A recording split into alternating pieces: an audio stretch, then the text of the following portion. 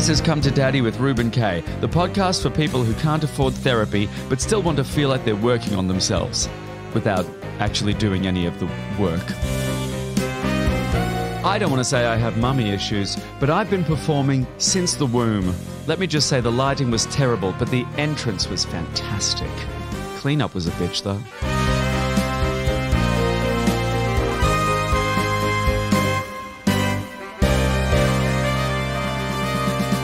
Hello listeners, and welcome to another episode of Come to Daddy, hosted by me, actress, model, and an unwilling and humble fulcrum for social change, Reuben K. Put on your wellies and join me as we go wading into the lake of trauma and fly fish for the river trout of healing. Yep, that's what we're doing today. Happy with that one, Mandy? I mean, it made me audibly laugh, which is never good for a podcast when people don't know who's in the room.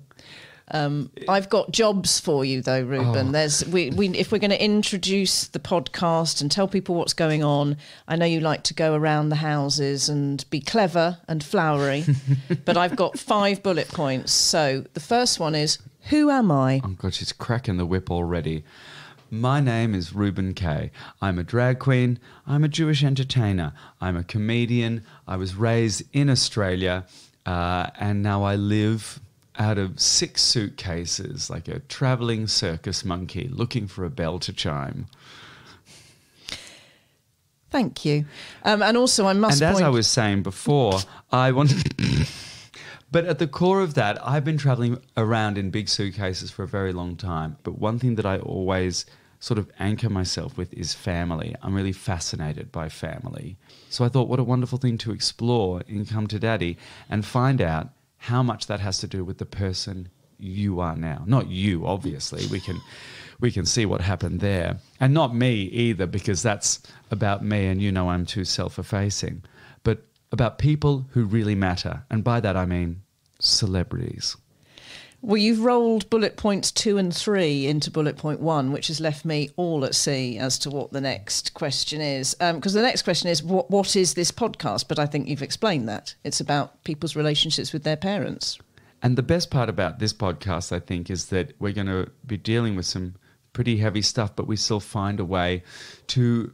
I'm sorry, that is an amazing fart that your pug has done.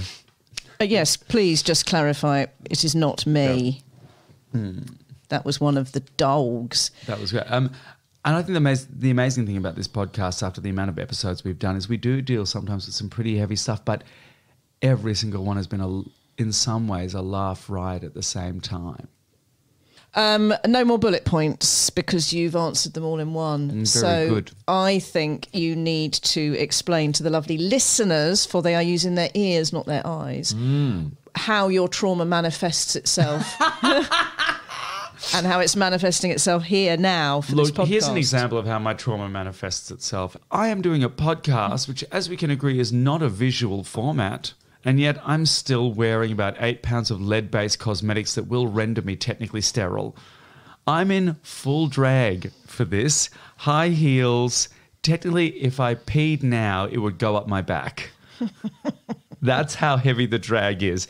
I've got eyelashes. I've got lips on. This microphone is going to look like it was gone down on by Ronald McDonald. We're moving on to the important bit now. This is, in fact, bullet point number 5. I like a structure, Reuben. There you go. That's how my mother manifests herself in me. Yeah, we're seeing it all come through, Amanda. A structure, Reuben. So, very importantly, how can people listening? Because your guests are going to share their stories, and you're going to share your stories. But how can people listening get in touch and share their stories? Oh my God, share and share alike. That's Cher's 74th final farewell tour. You can get in touch with the Come to Daddy podcast at cometodaddypodcast@gmail.com. Oh my God, we even have horns now?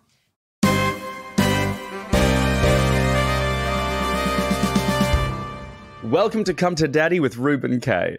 My guest on today's episode is a walking contradiction. From the City of Angels with a naughty side to make the Marquis de Sade blush, a worldly sophisticate who lives in Croydon, a Yale graduate who could beat the shit out of you in a bar fight and make you pay her for it. She now lives and works in the UK to huge critical acclaim on TV, stage and screen. And because of her parents' loving care, she was able to make a spanking paddle and thigh-high boots a tax expense. I couldn't think of a more perfect guest for this podcast than a woman so in tune with the divine feminine, her menstrual cycle is reported in the shipping news. It's comedian / intellectual / dominatrix / my perfect woman, Desiree Burch. Come to daddy. It is my pleasure and delight. That may be one of the best introductions I've ever received, Reuben. Thank you for setting the bar unimaginably and unattainably high, the way we both like it. I got to say, I had a lot of fun writing it. Yep, now, talk to me. What we do is we do a little questionnaire at the top of every episode of Come to Daddy. We ask the same questions of all the guests. It just gives us this broad overview, quick fire answers. First off, names and ages of parents. Curtis and Gwendolyn. He's 65, 66, somewhere in there. She's 83. Hang on, 65 and 83. Yes. Is that what you said? Wait, is that the right? No, wait, she's going to be 82. My bad, which would make him 68. Still a substantial age gap. It is. Yes. It's a 14-year age gap is the way I remember it. Get it, Gwendolyn, you cradle snatcher. Well, that was her second husband. So she already had my older half brother and sister and was not trying to talk to this guy because she worked in the libraries in LA because she's always worked for the city. And he was always coming in trying to hit on her. And she was like, no, you're too young. No, and he did the thing that all men do, which is just shoot elephant darts into you until you finally cave and go like, okay, fine, let's go on a date. Fine, whatever. Where did they live? They live in Southern California, and two different towns because they are no longer together. Running theme in this podcast. Every time a comedian has like two happily married, functioning parents and a good family, I'm just like, so are you a sociopath? Like, what's the gimmick? When did you last speak to them? So I honestly, oh God, this is terrible. I want to be like both of them because I'm sure both of them are like, yeah, I talk to them every day, call my mom all the time. No, I talked to my mom probably 3 weeks ago. I talked to my dad probably, double that, I would say, at least. Mm. Yeah. How do the conversations? Fine. Yeah, fine. They're fine. Nobody in my family is fine. Everybody's fine, but fine is a spectrum. Like, if you have a family, that's typically kind of like just sort of like low grade chronic depression. Like, what is fine? So like everybody's fine in terms of like nothing. There are no peaks or troughs of emotion or experience happening. Everyone's just sustaining on survival. Fine. I think it's just like my dad's sitting somewhere watching, CNN 10 hours a day and like regurgitating, like anti-MAGA Trump, whatever stuff like you do. And my mom's watching, reruns of Murder, She Wrote and enjoying that vibe. And everybody's sort of chilling. Oh, God. Do not tell her that Angela Lansbury is no longer with us. Well, my mother has dementia, so I'm hoping that nobody mentions it to her. Just keep showing her bed knobs and broomsticks and Murder, She Wrote, and she'll be happy. Yes, a bit. If it's Columbo or Murder, She Wrote, she is in it to win it. That and like Frasier, she's good for the day. She's so good, And now I want a percentage value of how much your parents contributed to how you turned out. I want to say somewhere in the 30s. Like, I'm going to say 33 and a third %. Fascinating. Lower than a lot. Yeah. I think that's accurate. We may, I'm just being honest here. I think we may get to the end of it and I might be like, oh, actually that percentage should be different. But I don't want to hold them responsible for everything because obviously childhood, etc., frames a lot. But I also don't want to give them credit for everything because, they. I was 3 out of 4. They didn't do much. As a middle child, you basically get forgotten. Like you just get scooted along with the outside kids. I think it's so funny. I think People often say to me that I give off only child vibes. I know that not to be true, but I also feel like, you and your brother who I know are different people. Like, I'm like, oh, you definitely have genetic material in the same, but you definitely seem like different people. Oh, absolutely. But on the obverse of that, I would say I didn't know that you were a middle child, because I was also like, oh, you give off only child vibes as well. Yes. But there is, I think, a parallel between only child and middle child, in that only child has this natural entitlement because they've never had to share, and middle child consistently wants to assert their identity.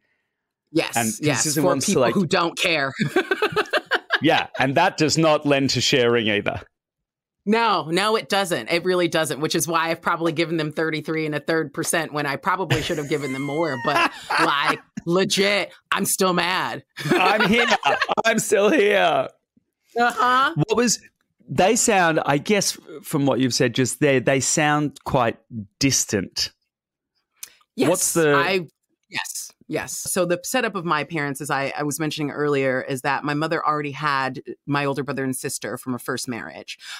So she was, I was born in 1979. So she was looking for a father for the two kids that she had as well. You know what I mean? Like, she definitely needed that, because there was no way that on a typist salary she was going to be able to really maintain, And my dad, for better or for worse, was able to provide that because he, was in computers, and he was a contractor. So he was able to make, like huge wads of cash. He also then blew that cash like quite frequently, so there was like, there's no reason that the electricity needs to be out right now, except for that you spent too much money shopping or, whatever.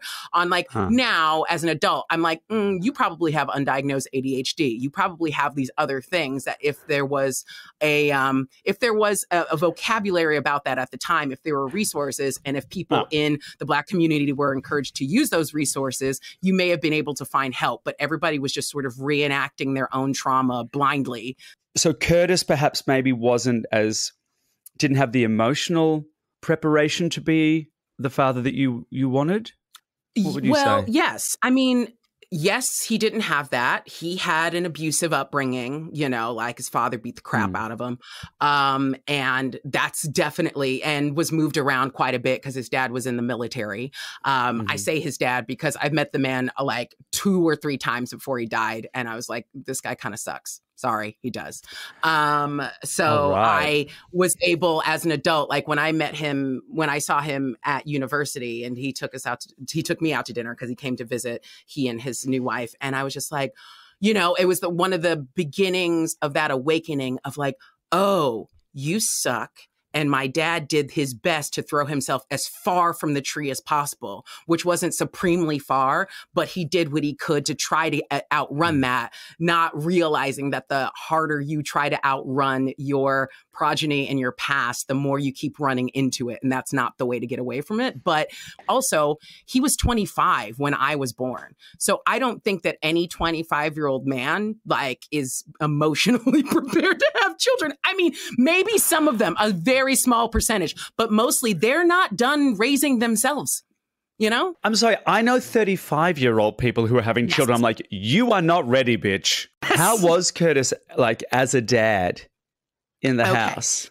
Yes. So okay, look, all of this needs to be prefaced with, I do love my dad. I do accept my dad. My dad is a deeply flawed person, like most people's dads. So I absolutely agree. And parenthood is one of those fucked things where not only do you have to put in all this work, you then have to go through a job review at the end of it, where your kids go, well, I'm an adult now. Here's how I think you did. Exactly. And here's what I am the living evidence of what you did and what you didn't do. The first thing I thought of when you said that is that he was the kind of dad who so we're up in Southern California, and there's a Six Flags there, which is kind of there's a chain of Alton Towers type of places. He was the kind of dad who would take us to Six Flags repeatedly, and he would be running to get to the front of the line. Do you know what I mean? He wanted to get on on the ride, but he also brought us along for said ride. He was the dad who, like, you know, would buy every new film on like laserdisc. Yes, we did have a laserdisc player growing up. And, you know, like, and it was like, you know, he wanted to come home from work. You know, he contracted various different places. He'd come home exhausted. He'd take off his boots, sit there, like chain smoke and watch a film, because this was the 80s. So we were just sitting there next to my dad in a cloud of smoke, having a great time, you know, like you do. And yeah, I mean, he was the dad who, you know, loved us because he obviously loved us because he provided for us. And that's the old definition of a dad. Right? A lot of parents have been conditioned by the world to give their love in very specific ways. And they're not necessarily in saying to a child, I love you, and showing that love with emotional vulnerability. It's money. It's I provide for you. It's eat this food now. Yeah. Yeah. So just here, I've just kind of done some quick maths here in my head. Correct me. Yes. Your mum was 39 when you were born? You are correct. And my dad was 25. So there's a 14-year age difference. So just because my mum was also 39 when I was born. Oh, wow. Okay. Nice. So mum was also called a geriatric parent. And I think even now, 39, you're called a geriatric parent. Yes. How was sort of, I guess, your mum's experience of pregnancy delivery with you? The story we always got was that I came out and I immediately fell to sleep, which is a very par for the course of my personality. And what was my brother? Straight out of the womb, you fell asleep? Straight out of the womb, I came out and I was like, this is actually a lot and I'm going to take a nap and come back to you. And like the doctor was like hitting me on the ass, like, no, you need to wake up and cry right now. You're out. And I clearly didn't want to be there. And my brother apparently tried to go back in. Like that's the way my parents have conveyed it. So it was just like, surely we knew what we had signed on for, you know, in the before life kind of thing. And then actually coming through, we were like, I made a mistake. No, I made a mistake. But it was too late. Especially because, you know, those little baby fingernails are sharp. Yeah, they were. So razor sharp talons. All I know is that, and that I was named after a nurse who was announced over a loudspeaker, which I'm very fortunate to have been, because I would have been either a Wendy, a Brandy, or a Teresa. Otherwise, those were the lineups. Please welcome Come to Daddy with Brandy Burch. Yes. Okay, look. Brandy Burch, maybe. Teresa Burch, never. So now they're still in the US. Do they come over to the UK often? No. Like travel is not something that was in my family's conception. You know what I mean? Right. Unless it's like unless it's like driving to Vegas for somebody to get married, which a couple of people, including my parents, have done. But like other than that, it's not like a thing they think to do. Yeah, they totally went. They went like I only realized well after the fact, like because my parents don't like each other or like can't stand each other, and I don't understand why they were married until I figured out what the maths were, and I was like, oh. You got married because you were knocked up with me. And it was like, yeah, basically my dad then later only recently was like, basically, yeah, your mother was like 7 months pregnant and she finally, and I was freaking out and she finally had to turn to me and say, look, if this child is born and we're not married, this kid won't have your name. And that somehow hit him. And two of their other friends who had just gotten married also kind of like, you know, railroaded him into the car as everybody was just flooring it to Vegas to go and get married real quick before I came out, you know, and the whole time he was like, yeah, it didn't even hit me what was happening until I was standing there, like at the altar. I like to imagine with an Elvis, but probably not, but you know, still. I just think that's the most romantic thing in the world. Blackmail and peer pressure. Yes, yes, yes. Well, that's a lovely segue of cramming something that doesn't belong into a space where it might not fit, but has to make the best of it, onto dominatrixing. Oh, of course. Yep. You know, every parent's dream. What was but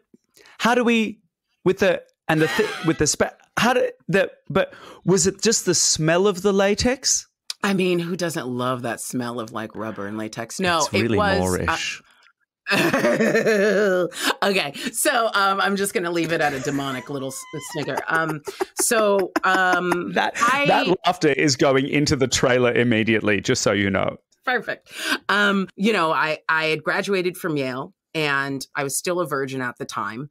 And, I was one of these people who thought I could read a book about something and then do it, and that's how I was going to figure out sex and sexuality, because I'd managed impossibly to get through 4 years of university and have no one even sniff at it. And I was like, okay, I basically have to figure out how to overachieve at sex. And the way that I saw to do that was to become a dominatrix. Not that that involves actual intercourse, but it does involve the power dynamic that would go with my body type, that would make people see me as a sexual interest, because it wasn't happening with me just being doe-eyed Desiree. I was just like, well, that's going to take too long. I just got to fast track this and try to figure out how to be like a badass or like hot in some way, or figure out how I'm hot so that other people can see that, and then we can bang. You said that because you had to find out a way to be hot in some way or see yourself as a sexual being in some way. Yeah.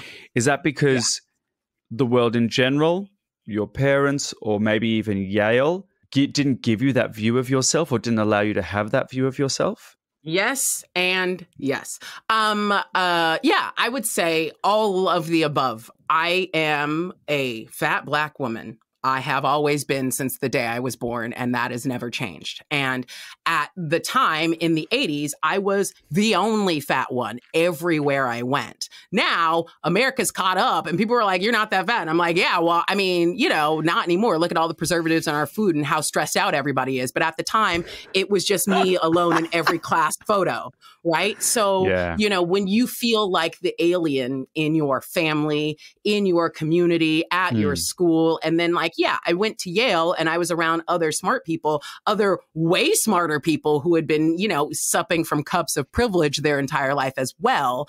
And I can't recall a single time, maybe little bits in retrospect, where I was getting anybody biting at this. You know what I mean? It took moving to New York and having a way more diverse sort of community of people to pick from to actually start to get that. Because until that time, it was white, middle class to upper middle class people who are looking at me as probably the least sexual or attractive object in their worldview. Did your parents kind of know about the dominatrixing? I've never told them. I've never had this conversation with them, because it's not... We don't talk about that when we talk. Do they watch your material?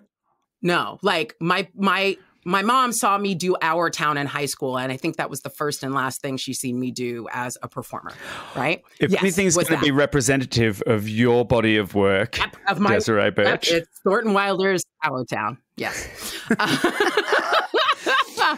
I come from an Ashkenazi Jewish family where food is definitely a way we show love. And I have a little segment here I call Guilt, Food, Love or Laughter. Which one of those do you think is your parents' first go-to try and show love? Oh, interesting. Food and laughter are kind of tied, but that's the one place where my family comes together is around any kind of comedy. And that's the sort of language we speak. And I realized as an adult, my mom is actually the funny one of the two. And the times that we were at our closest was because of laughter, because food was problematic, because I would be fed, but I always needed to be on a diet. And my mother was always putting me on a different diet or telling me to basically have a pseudo eating disorder because it's going to make my life easier later to not be There's fat. Nothing that'll really help someone along in their journey than criticism around food and their weight by a parent. Yeah. What was it? You said that humor and your mum was one of the things that really brought you closer. I remember us having a fight because we often had fights while shopping. Normally, this was shopping for clothes because of obviously the weight issues. She always wanted to buy me clothes for school that were going to cover me up. And I was always like, I hate this. But we were in a grocery store and I grabbed this milk. She wanted to get condensed milk. And I grabbed this Pet milk. It's called Pet was the brand. And she was like, we were having a fight and I was like, here, just take your damn dog milk anyway. And she's like, what do you mean dog milk? I'm like, it says pet on it. And like, I was just being a brat, and she recognized that. And I recognized that at the same moment. And we just started laughing so hard in the middle of the shop. And that's what broke the tension of everything. So like, those are things that I remember as far as like humor being the like crack in everything that would like allow us a bit of, you know, intimacy, etc. Yeah. I remember once me and my mum were having a very tense talk about, you know, mum always wanted me to do better in school. Mum was, well, you might need to drop out of school if you continue with your grades like this and all this stuff. But in one of these chats, the dog was standing next to us and my mum farted and the dog sat. Like she had been secretly training our dog. And you were like, how long have you been farting to get this dog to do stuff, mother? So here's one. Do you think I feel like most kids have a good handle on the answer to this. Do you think your parents are, given your achievements, Yale graduate? We haven't even gotten to that. You're on TV. You have award-winning shows. Do you think your parents are have pride in you? Are they proud of you? They are. And I believe that they are, for sure. But like, I think that their benchmarks of that are totally different to mine. Like, if I had just managed to get skinny, I think my parents would be probably prouder than me than they are now. Like, you know, that might be a super messed up thing to say, but I think somewhere they'd be like, look at my beautiful daughter. You know what I mean? And I'd be like, oh, really? That's all? It's just, that's it? Yeah. I mean, that might be super cold-blooded, but, you know, because I can't speak for them, but in my head, like when I say that, I'm like, I think underneath it, they might be. But I think that they're both proud of me because I am sort of like independent, doing the thing that I want to do and just sort of on that level. So yeah, it's a different benchmark than I would set for myself. Like my dad has seen some stuff that I've done, but like, you know, when I was in like A Castle for Christmas, like he saw that on Netflix, or like Flinch or something because it was on Netflix. Like he hasn't, even though he works in computers, thankfully he hasn't gone about Googling me. I don't know why. Maybe that's much more of a like millennial and after advent, but like, because if he did, all of this stuff would come up. So I have never figured out if he has and hasn't known how to talk about it or ask me anything or wanted to say something, or if he just didn't allow himself to. Do you think they're ready for the dominatrix spanking? I'll be honest with you. My mother has dementia now. She's never going to know. I'm never going to tell her. My dad, potentially, yes. Like, and I think if we ever sort of like locked presence enough to like have conversations about real things, I would be like, okay, so this is stuff that I've done. And he's a lot less sort of judgmental. Like my mother was the sort of fundamentalist Christian force in our family. Right. He never was. That was another thing they didn't have in common. But like no one in my family has ever brought it up. And I just don't know if there's a lack of curiosity. It's not that they're judgmental or don't want to know. They're just not that interested. How advanced is mum's dementia? It's fairly like we're in the sort of plateau phase of it. Like this, she was diagnosed when I was 39. But there's still a lot that I don't know, particularly because my younger brother is in charge of her care, and everybody in my family is super secretive.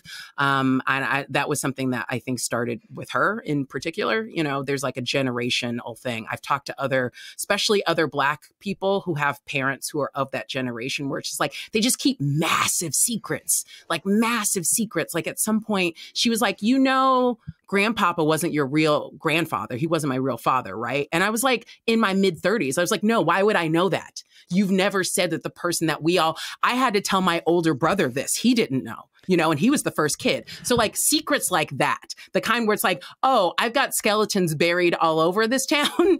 And like, I might just let one or two slip to let you know just how many there are. Where does that come from?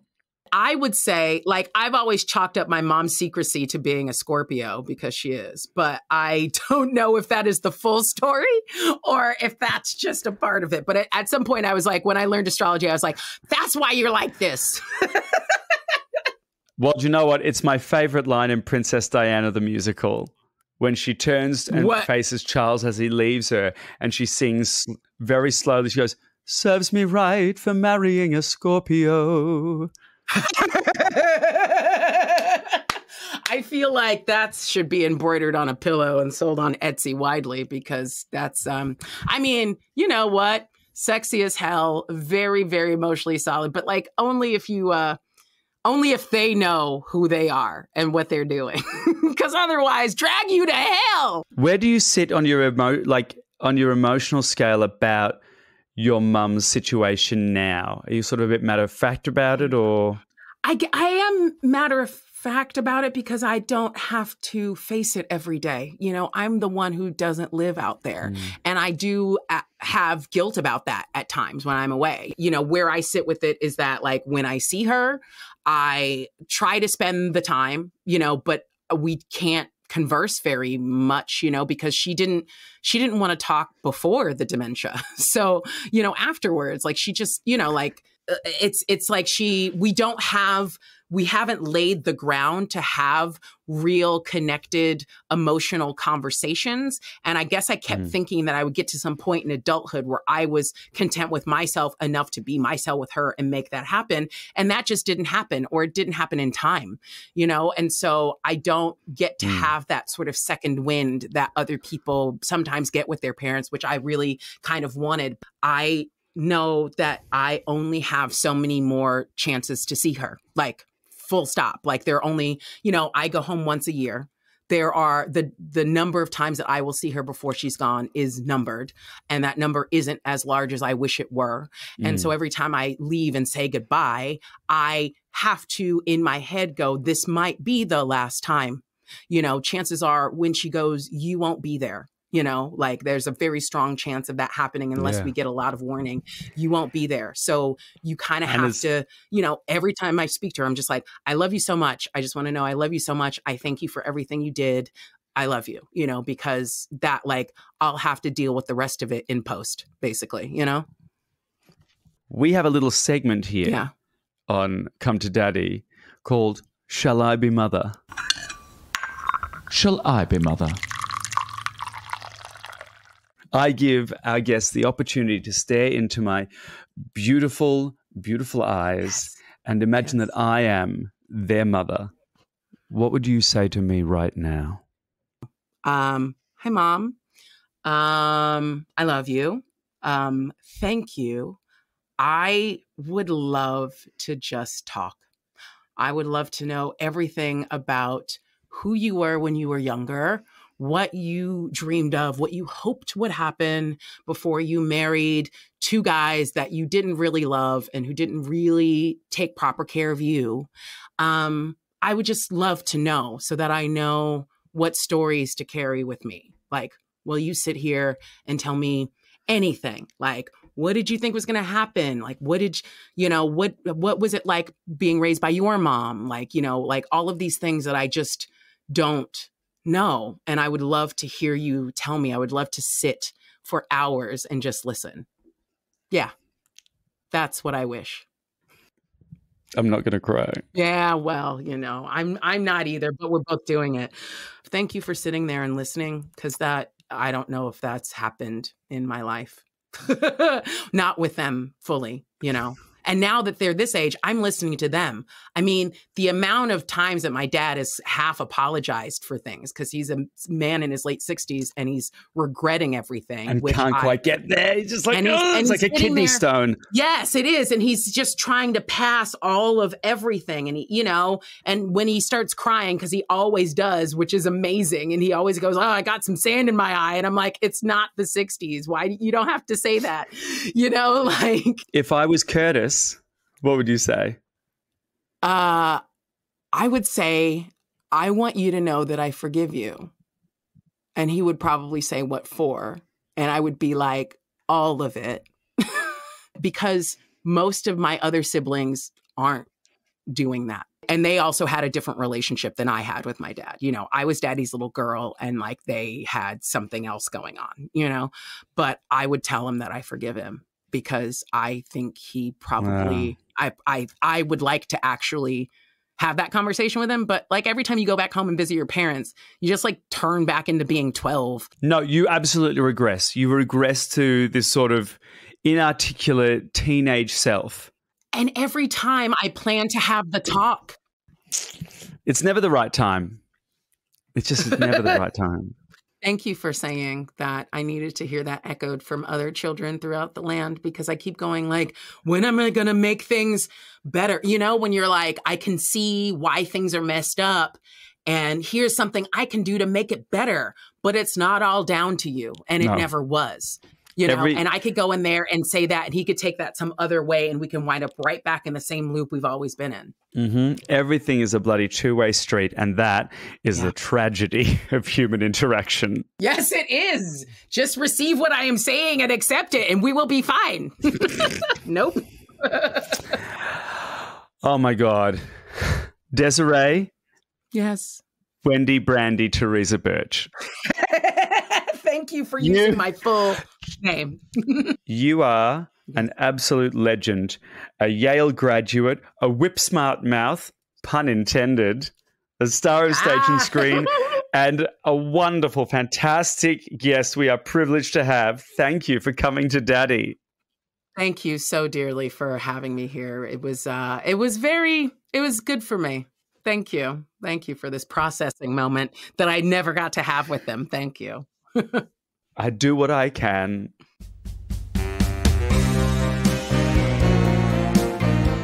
That was the incredible Desiree Burch on Come to Daddy.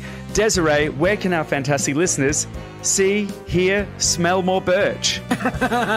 Yes. Oh my God. If there were only smell-o-vision. So I am at Desiree, DESTHERAY on Twitter and Instagram. And that's probably the best place to find out what I'm doing next. Although, depending on when this comes out, I'm on your TV boxes on Channel 4 in the Horn Section TV show.